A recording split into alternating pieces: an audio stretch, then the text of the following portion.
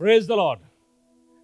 खुदावंद यीशु मसीह की मुबारक और सलामती बख्श नाम में assembly of believer church in India Panki की ओर से आप सभी लोगों को, जितने दूर और पास आज हमारे साथ इस इबादत में शामिल हैं, स्वागत करते हैं। खुशामदीद। आज की इबादत आपको बरकत देने वाली हो सके। आइए इस इबादत की शुरुआत हम एक गीत से करेंगे और गीत है आए हमारे बाप तू जो आसमान पर है।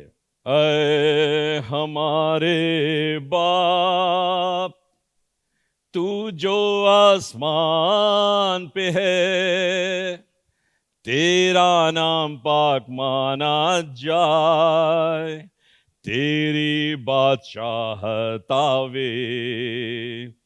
ऐ हमारे बाप तू जो आसमान पे है, तेरा नाम पाक माना जाए, तेरी बादशाहत आवे। ऐ हमारे बाप जैसे तेरी मर्जी आसमान में पूरी होती, जैसे तेरी मर्जी आसमान में पूरी होती, वैसे ही तेरी मर्जी जगत में पूरी हो जाए, वैसे ही तेरी मर्जी जगत में पूरी हो जाए। हे हमारे बाप रोज की रोटी हमारी आज हमको दे दे, जीवन की रोटी तू है, तू ही हमारा बल है, जीवन की रोटी तू है, तू ही हमारा बल है। ऐ हमारे बाप जिस तरह हम अपने अपराधी माफ करते, जिस तरह हम अपने अपराधी माफ कर दे, उस तरह तो हमारे अपराधों को माफ कर दे, उस तरह तो हमारे अपराधों को माफ कर दे। हमारे बाप हमको आजमाइशों में जाने तू ना दे, बल्कि बुराई से बचा, अपनी राह पर चला, बल्कि बुराई से बचा, अपनी राह पर चला। हमारे बाप क्योंकि आसमानी बादशाहत और कुव्वत कुदरत, क्योंकि आसमानी बादशाहत और कुव्वत कुदरत, जर और जमी का जलाल है हमेशा तेरा, जर और जमी का जलाल है हमेशा तेरा। है हमारे बाप तू जो आसमान पे है, तेरा नाम पाक माना जाए, तेरी बादशाहत आवे, ए हमारे बाप। खुदावंद यीशु मसीह, हम आपके शुक्रगुजार हैं आपके बड़े प्यार के लिए। आज तक अगर हम जीवितों की पृथ्वी पर जीवित पाए जाते हैं, ये आपका अनुग्रह है, आपकी दया है और आपकी योजना है। इस समय हम खुदावंद तेरे सामने अपने सर को झुकाकर सारा आदर और सारी महिमा और सारी ऊंचाइयां आपको बख्शते हैं और यही कहना चाहते हैं, खुदावंद हम घटे और आप बढ़े, आपका नाम ऊंचा किया जाए, आपकी महिमा होने वाली हो सके। वो हर एक बात जो आपको अच्छी नहीं लगती हमारे जीवन से दूर रहे और खुदावंद यीशु मसीह जलाल हासिल करे। यीशु मसीह के नाम में होकर इस इबादत का संचालन पूरी रीत से आपके हाथों में देते हैं, यीशु के नाम से ही मांग लेते हैं, आमीन। बहुत से देशों में और बहुत सी जगहों में आज का दिन एक विशेष यादगारी का दिन है और लोग इसे फादर्स डे के नाम से जानते हैं। लोग अपने पिताओं को जो इस दुनिया के अंदर पाए जाते हैं उनको मुबारकबाद पेश कर रहे हैं, अपने घरों पर जाकर टेलीफोन के माध्यम से अपनी शुभकामनाओं को दे रहे हैं और यही कहना चाहते हैं, परमेश्वर आपको सुरक्षित रखे। और मेरी भी दुआ यही है कि खुदा बाप जो दर्जा आपको परमेश्वर की ओर से इनायत किया गया है उस दर्जे में आपका इजाफा होने वाला हो सके, आप खुदावंद यीशु मसीह में तरक्की करें और बहुत से लोगों के लिए मिसाल साबित हो सकें। आज जल्दी से खुदा के कलाम पर हम गौर करेंगे और जानना चाहेंगे ये फादर्स डे या पिता शब्द हमारे जीवन में क्या महत्व रखता है, हमारी जिंदगी से क्या बातचीत करता है। खुदा के कलाम को अगर आप पढ़ेंगे तो वहां पर आपको पता चलेगा, मत्ती रचित सुसमाचार और उसके 23वें अध्याय के 9वें पद में कुछ इस तरीके से लिखा हुआ है, ध्यान देके सुनिएगा। फादर्स डे सेलिब्रेट करने वाले तमाम लोगों, पिताओं को शुभकामनाएं देने वाले लोगों, मैं आज आपसे मुखातिब हूं, ध्यान देके सुनिए। लिखा हुआ है मत्ती रचित सुसमाचार 23वें अध्याय के 9वें पद में, और पृथ्वी पर किसी को अपना पिता ना कहना, और पृथ्वी पर किसी को अपना पिता ना कहना। जब खुदावंद यीशु मसीह इस दुनिया के अंदर थे तो वो फकी फरीसियों से और तमाम लोगों से मुखातिब थे, अपने चेलों से मुखातिब थे और एक ही बात कह रहे थे, शिक्षा की, ज्ञान की बातों की चर्चा किया करते थे ताकि लोग अपनी तमाम बुराइयों को छोड़ करके परमेश्वर की इच्छा के अनुसार जीवन को व्यतीत करने वाले हो सकें। और उसी कड़ी के अंदर एक अंश ये भी है कि खुदावंद को अच्छा लगा कि इस शिक्षा को भी हमारी और आपकी जिंदगी में इनायत करे। और लिखा है, पृथ्वी पर, इसी जमीन पर जो हम को दी गई है, जहां पर हम रहते हैं, हम और आप, आदम का जमाना गुजर गया, हवा का जमाना गुजर गया, सालों हजारों साल गुजर चुके। खुदावंद यीशु मसीह आज से 2020 साल पहले इस दुनिया के अंदर आया। वो इस शिक्षा को दे रहा है, कह रहा है, पृथ्वी पर किसी को अपना पिता ना कहना, क्योंकि तुम्हारा एक ही पिता है, तुम्हारा एक ही पिता। बोलिए मेरे पीछे, तुम्हारा एक ही पिता है जो स्वर्ग में है, जो स्वर्ग में है। खुदावंद के कलाम के अंदर बेहतरीन बातें इसके ताल्लुक से लिखी हुई हैं और मैंने यहां पर मुंदर्ज भी की हैं। All men have one father, सभी लोगों के पास एक ही पिता है। In the original created parent, हम जो इस दुनिया के अंदर रहते हैं, ओरिजिनल पेरेंट के अंदर हमारे पास एक ही पिता है। ओरिजिनल पेरेंट कौन है? ओरिजिनल पेरेंट है जिनको हम बाबा आदम के नाम से जानते हैं।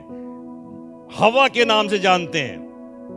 All men have one father, हमारे पास एक ही पिता है उन हमारे बाबा आदम और हवा में हो करके। God is not the creator of each person, खुदा ने हर एक मनुष्य की संरचना नहीं की है। After that he reproduce by man. एक बात को समझने की आवश्यकता है, जब खुदा ने इंसान को बनाया, उसने मट्टी से लेकर उसकी रचना करी और आदम की पसली से हवा को बनाया। ये काम परमेश्वर पिता ने अपने हाथों से किया। यानी आदम और हवा का रचने वाला कौन है? हमारा खुदा है।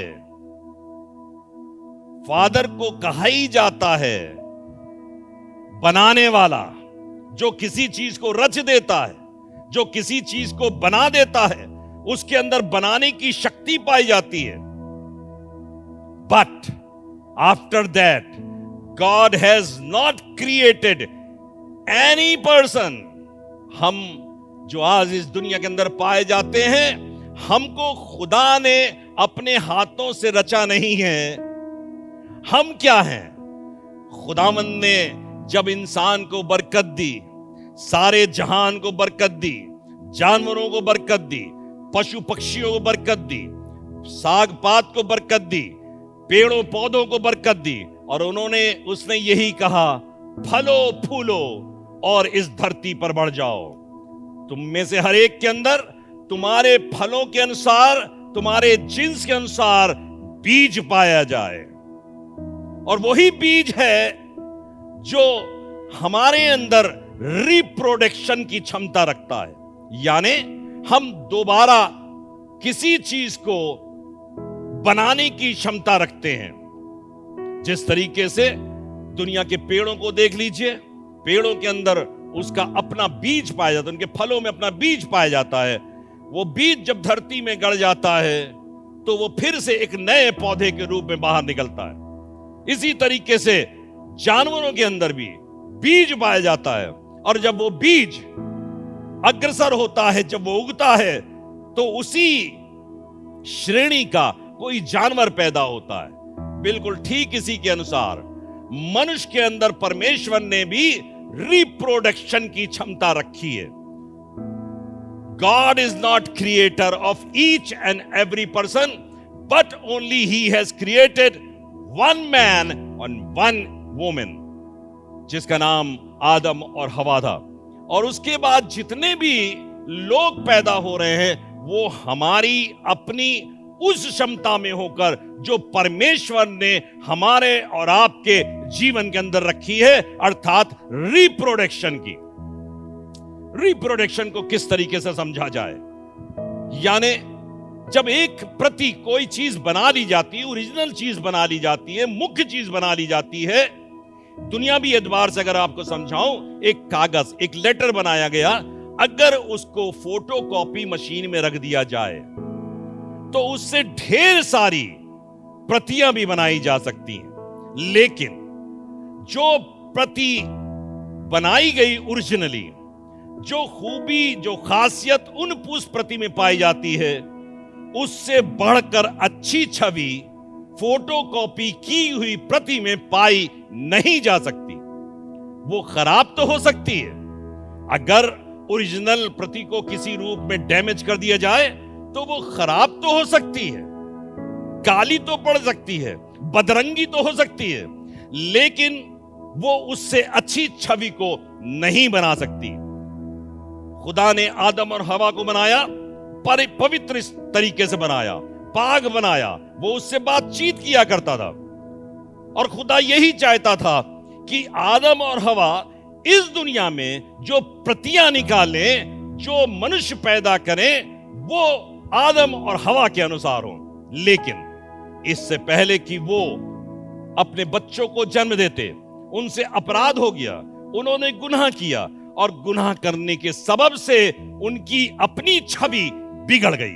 जब उनकी अपनी छवि बिगड़ गई तो उसके बाद जितना भी रिप्रोडक्शन हुआ कायन और हाबिल के रूप में, और आज तक हमारे और आपके रूप में जो रिप्रोडक्शन हुआ वो खराब हुआ, वो अच्छा नहीं हुआ, वो खराब हो गया, वो पाप के कारण धूमिल हो गया। वो पवित्रताई जाती रही, वो अच्छाई जाती रही, वो सुंदरता जाती रही, वो पाकीज़गी जाती रही, वो परमेश्वर के साथ रहने वाली सहभागिता खत्म हो गई।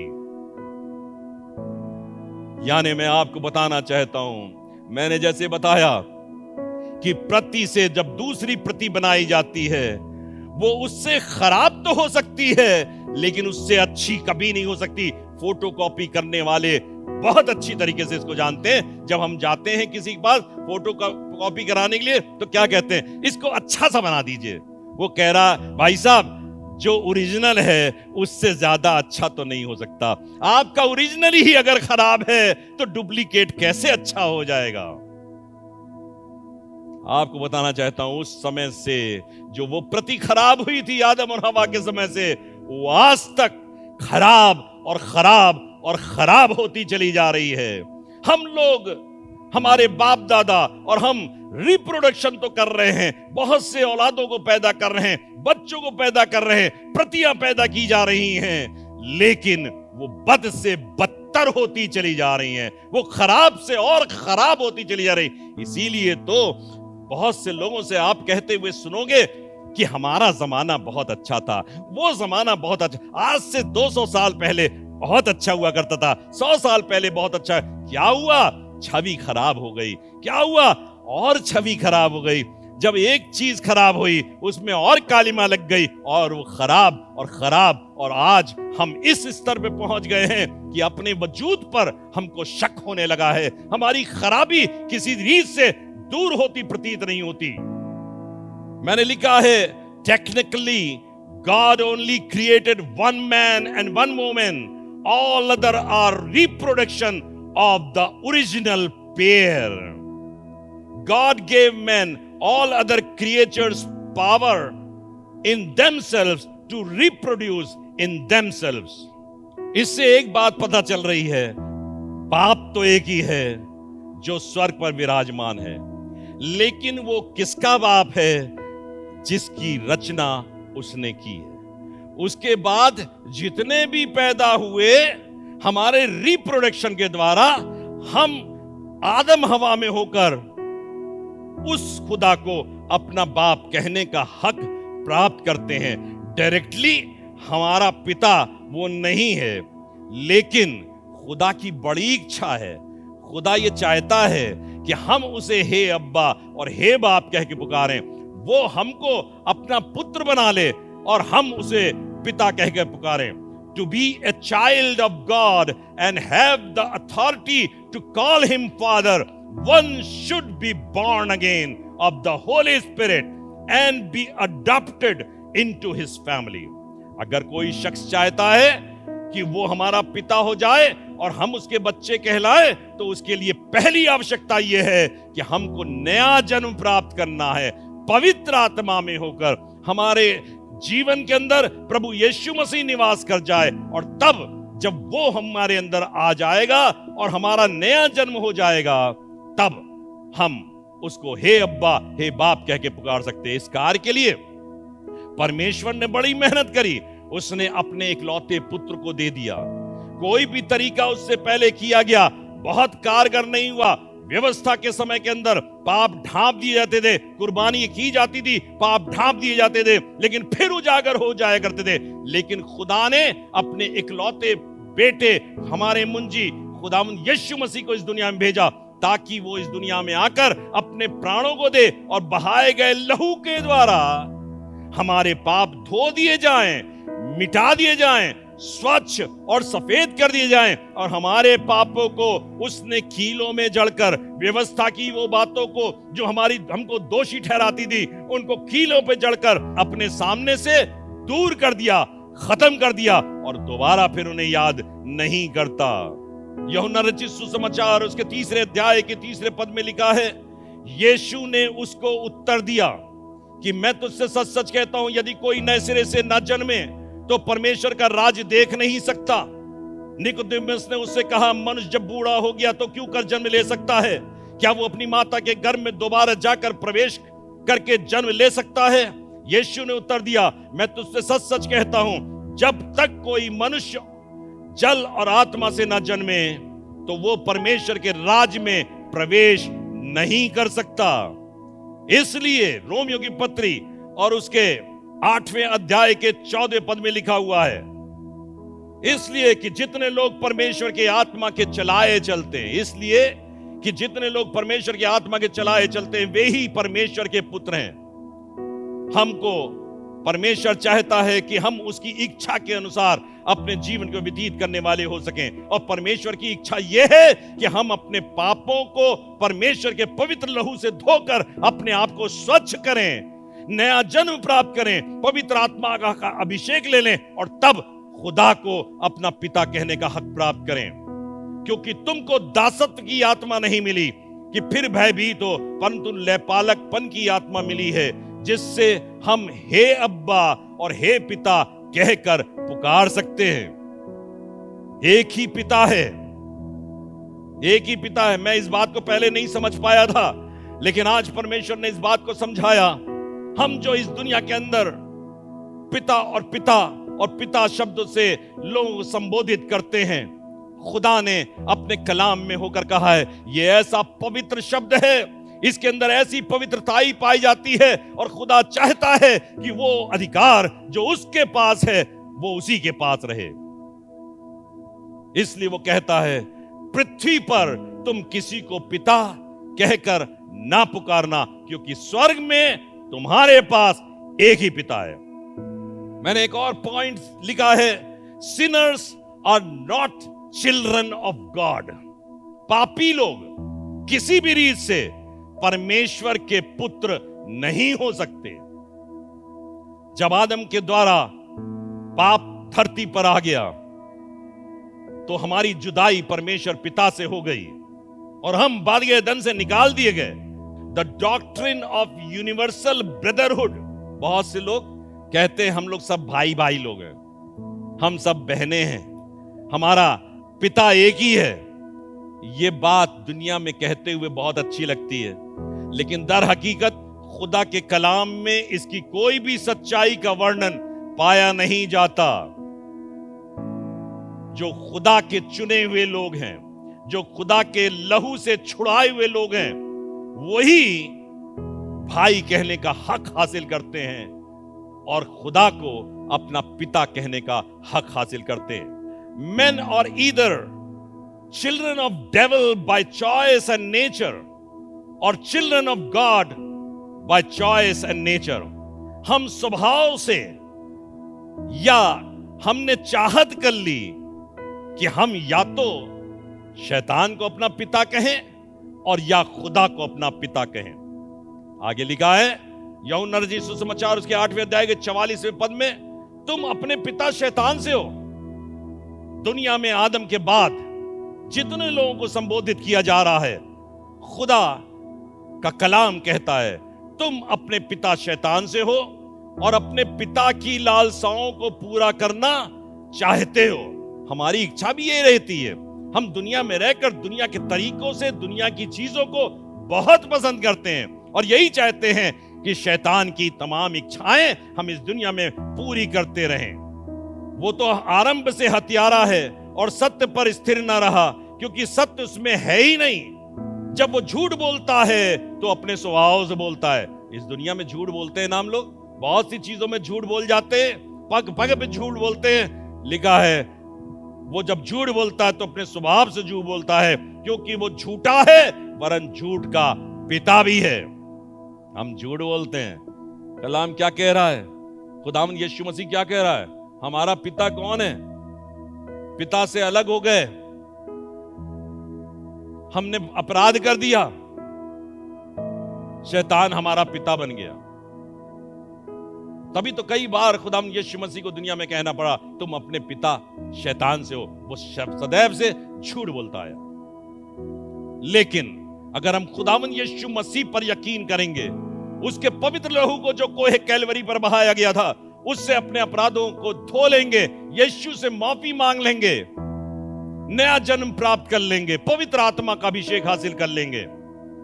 तो लिखा हुआ है इफिसियों की पत्री के 2 अध्याय के पहले, 2, 3 पद के अंदर, उसने तुम्हें भी जिलाया जो अपने अपराधों और पापों के कारण मरे हुए थे, जिनमें तुम पहले इस संसार की रीत पर और आकाश के अधिकार के हाकिम अर्थात उस आत्मा के अनुसार चलते थे जो अब भी आज्ञा ना मानने वालों में कार्य करता है। अब भी शैतान, संसार के हाकिम की योजना के अनुसार अगर हम जीवन व्यतीत करते हैं तो हम उसी से हैं, उसी से उत्पन्न हैं। इनमें हम भी सब के सब पहले अपने शरीर की लालसाओं में दिन बिताते थे और शरीर और मन की मनसाएं पूरी करते थे, और लोगों के समान स्वभाव से ही क्रोध की संतान थे। परमेश्वर का क्रोध हमारे ऊपर भड़का क्योंकि हमने परमेश्वर पिता को अपना पिता नहीं बनाया। उसके पिता बनाने का यह तरीका है। परमेश्वर नया बना देता है, नया बनाने का एक तरीका है। जो कोई पाप करता है वो शैतान की ओर से है, क्योंकि शैतान आरंभ से पाप करता आया है। परमेश्वर का पुत्र इसलिए प्रकट हुआ ताकि शैतान के कामों को नाश करे। मैंने लिखा है one has to be created anew in Christ. हमको और आपको नया बनने की आवश्यकता है। जब हम यीशु मसीह को जान लेते हैं, उसकी शिक्षाओं को जान लेते हैं, उसकी कुर्बानी का मजा चख लेते हैं, तो हमको नया बनने की आवश्यकता है, कोई भी क्यों ना हो। One has to be created anew in Christ to be considered created of God as an individual। मैंने कहा परमेश्वर ने सिर्फ 2 शख्सों को बनाया, आदम और हवा को बनाया, लेकिन अब यहां पर कह रहा हूं, अगर हम यीशु को अपना उद्धारकर्ता, यीशु को अपना मुक्तिदाता ग्रहण कर लेते हैं, तो हमको व्यक्तिगत रूप में, सामूहिक रूप में नहीं, पारिवारिक रूप में नहीं, व्यक्तिगत रूप में वो नया संरचना बना देता है।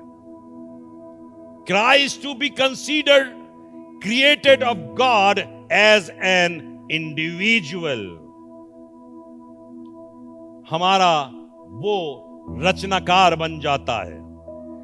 इसीलिए 2 कुरिन्थियों उसके 5वें अध्याय के 17 पद में लिखा है, अब कोई यदि मसीह में है तो नई सृष्टि है।